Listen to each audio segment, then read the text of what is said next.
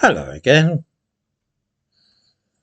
The riot outside a hotel in Liverpool housing asylum-seekers has brought into the light a number of grievances which ordinary people have and which have not been listened to by the authorities. Inevitably, those angry about the situation have been dismissed by the mainstream media as far-right racists and thugs. But there's no reason to suppose that this is true. By the by, I mispronounced the name of Knowsley yesterday, which I must apologise. Knowsley is the second most deprived borough in England, and a quarter of those living there are officially income deprived, which is to say in ordinary language they're poverty stricken. There is, however, a luxury hotel in the area, a 4-star establishment called the Suites, on account of all the 98 rooms in the place are part of a suite. That's to say bedroom, living room and bathroom. I give a link to the website for this hotel in the description to this video. It sounds very nice. Let me quote. "Come and join us at the only 4-star hotel in the northwest where everyone gets a suite. We only have suites, hence the name. Why not stay with us and enjoy a comfortable overnight stay in one of our 98 suites?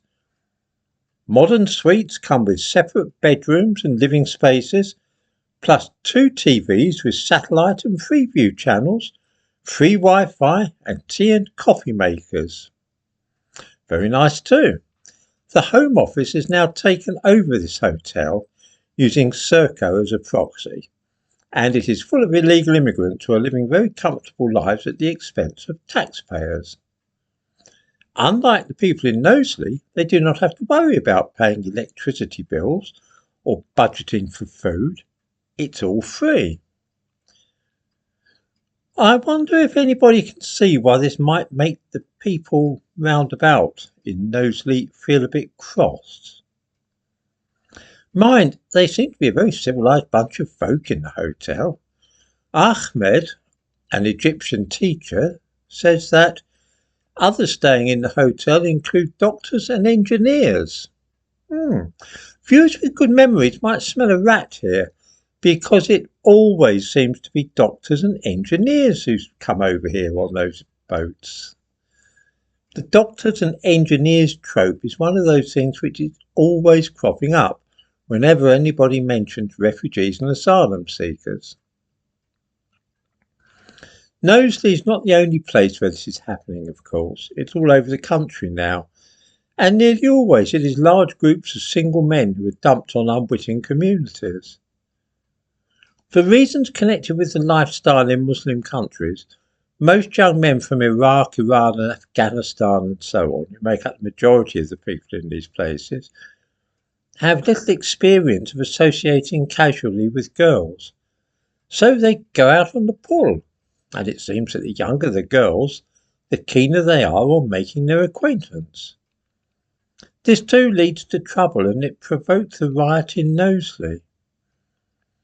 The news media says that the riot there was caused by xenophobia and attempts to drive out refugees, but this is very dishonest. There are reports that people were chanting out, out, which is absolutely true. But what the newspapers and television channels seem to omit is that they were actually chanting nonces out. Nonce is, of course, a slang word for sexual offenders. For example, people with an unhealthy interest in young girls. The riot was sparked off by a 25-year-old man approaching a 15-year-old girl in school uniform and trying to get her phone number. Let us try one of my famous thought experiments.